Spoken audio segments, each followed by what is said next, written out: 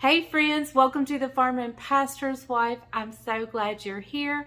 If this is your first time to my channel, I want to say welcome, welcome, welcome. Welcome to my kitchen. I would love for you to hit the subscribe button. Be sure to hit the bell notification and then remember to check the word all. That way you'll be notified every time I upload either a cooking video, farming video, ministry video, grocery haul, whatever I video, you'll be notified. And I would love to have you a part of the Farm and Pastor's Wife family. So to that I say welcome. And to those of you who are back joining me again, welcome back. Okay guys, so let me just say, today we're making the most delicious, crusty bread to go with Italian dishes or anything when you want like a crusty on the outside, soft and chewy on the inside kind of bread. I've made this for you guys before, but today we're doing it again. So stay tuned, you don't want to leave.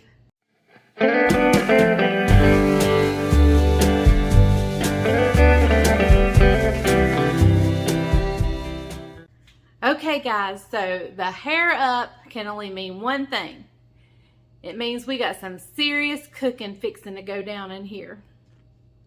Well, actually, it just really means I didn't fix my hair today, but we still have some serious cooking going down in here.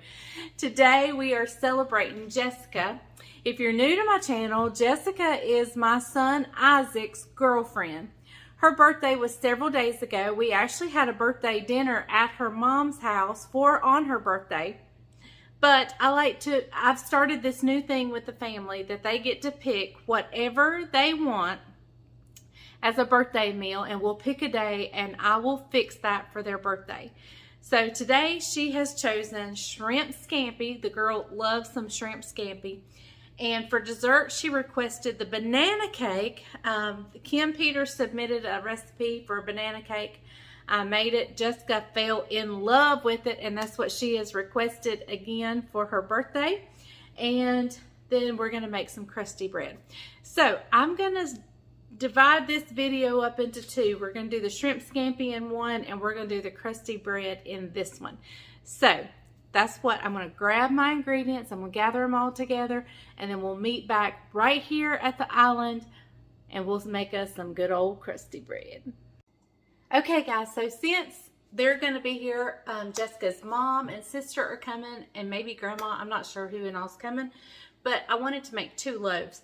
But just for time's sake, I'm going to make one on camera with you guys, and I'll make the other one to the side. But I do have my bowl to make it in, because I let them rise in the bowl I make it in. So I'm going to set this one aside, and I'll do it later.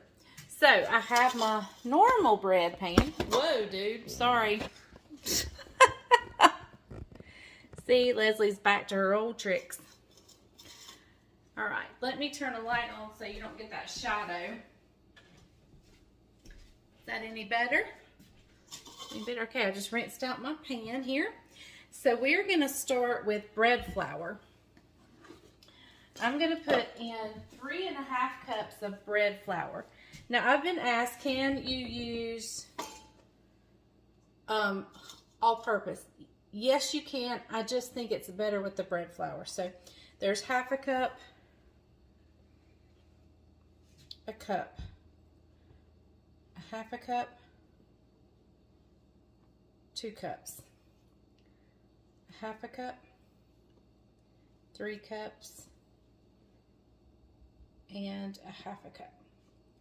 Okay, this is you don't have to be exact. So this recipe you can tweak it. Now I keep my yeast in the freezer.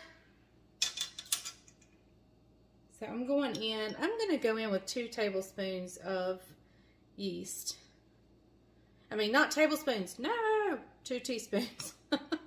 Sorry guys. The recipe is actually 1.5, but in my opinion, it's not going to hurt. So I'm going to kind of mix some of that yeast in, because I don't want the salt to actually hit directly on the yeast, because sometimes salt can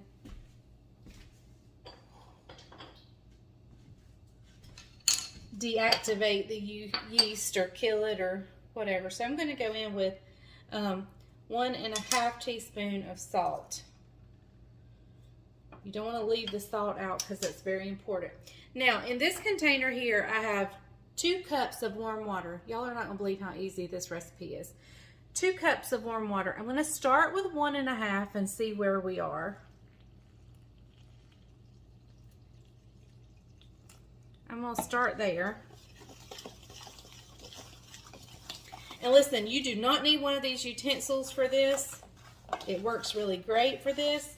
All you need is the handle of a spatula or whatever. All right, so I'm going to go ahead and pour some more water in. I want it to come up to where it'll stick to you.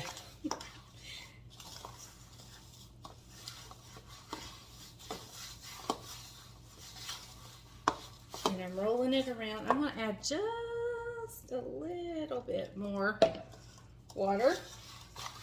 And your water amounts will change depending on the day.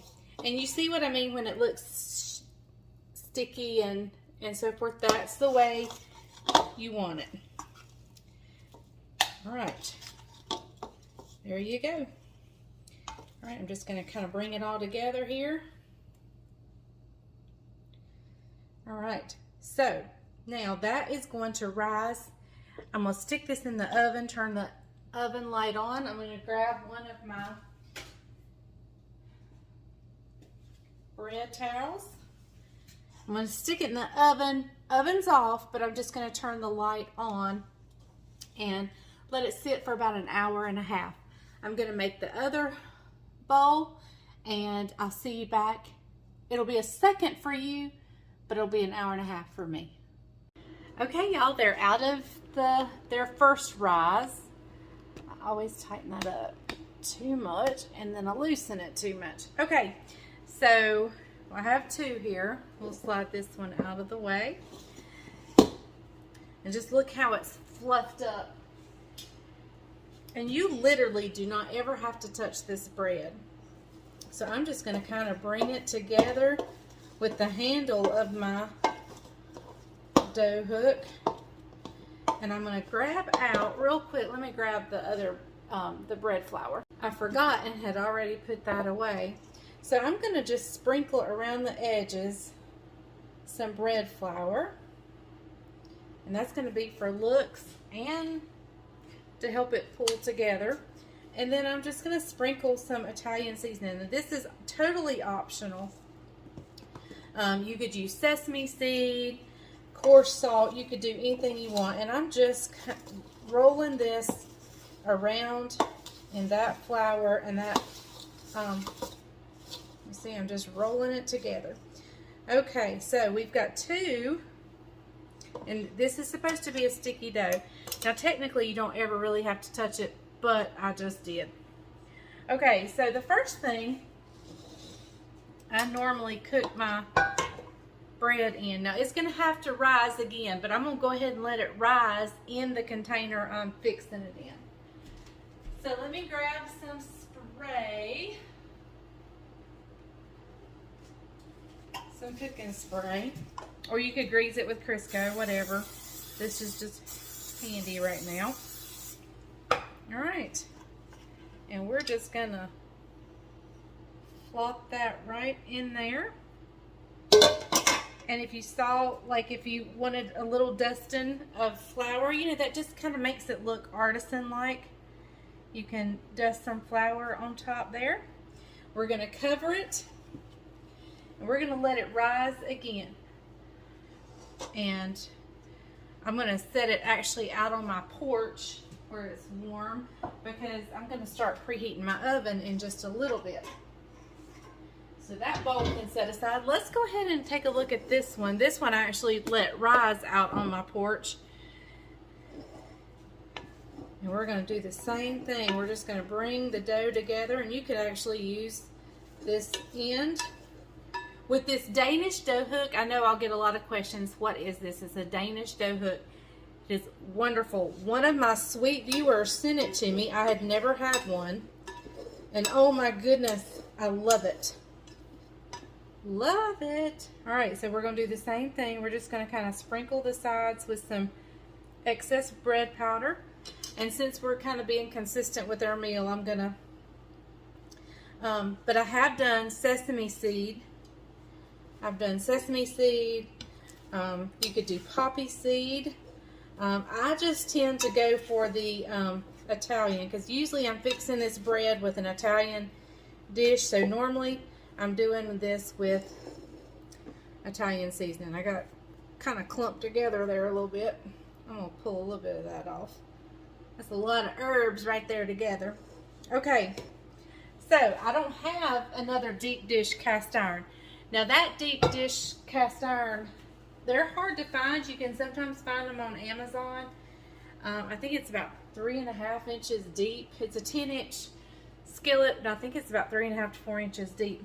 But we're going to do this other one in a Dutch oven. Now you could put parchment paper down. I don't usually do it in here, so this will be a trial. And we're just going to plop it right in there. There you go. Now look at that. Isn't that beautiful? Let's dust it a little bit with some more flour. And you can actually do the little cut thing if you wanted to. I don't see the need. But anyway, all right, we're going to cover this up. They're going to rise again for about 35 minutes. During that time, during the 35 minutes, I'll preheat the oven and we'll get it going. We're going to preheat it to 400. I'll meet you back when the 35 minutes is up.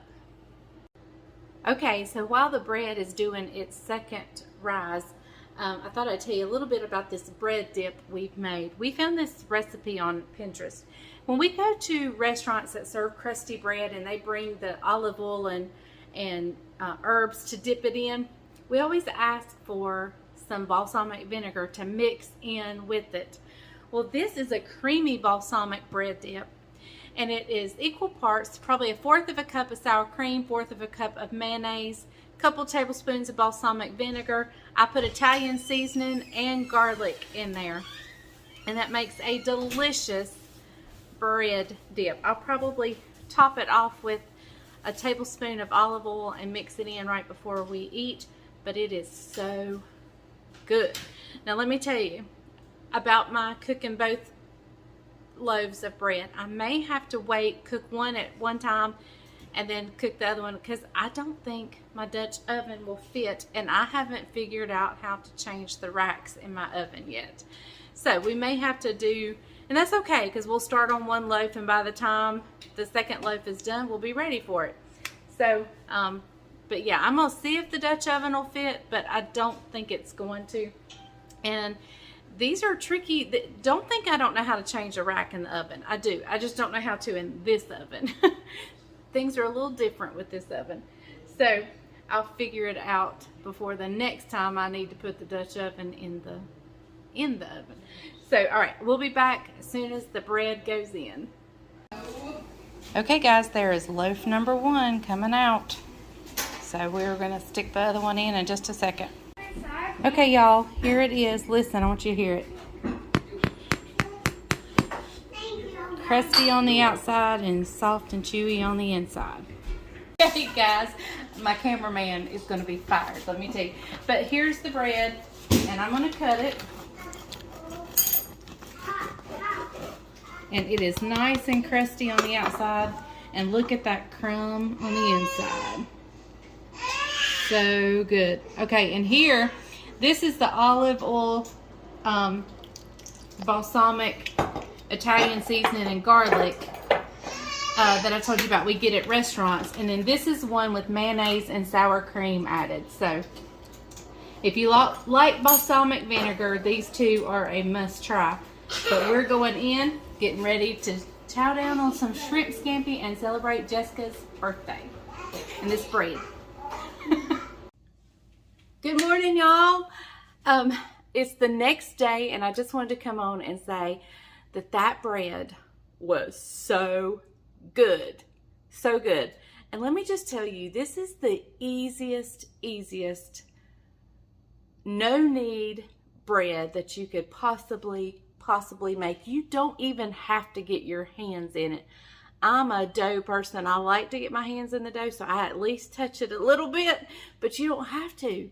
And let me tell you, I wanted to tell you and give credit where credit is due. This recipe comes from over at Steve with Steve's Artisan Bread or something like that. I'll look his link up. I probably won't link this video. I'll just link his channel down below. But yeah, I've made this video. I've given him credit before, and so I wanted to be sure and do it again. But this is the easiest loaf of artisan bread you could ever make, and it is the most delicious loaf of artisan bread you could ever make. So with that being said, thank you for watching The Farming Pastor's Wife. I'm glad you joined us for this, and remember, if the grease is hot enough, you can fry anything. Bye, y'all.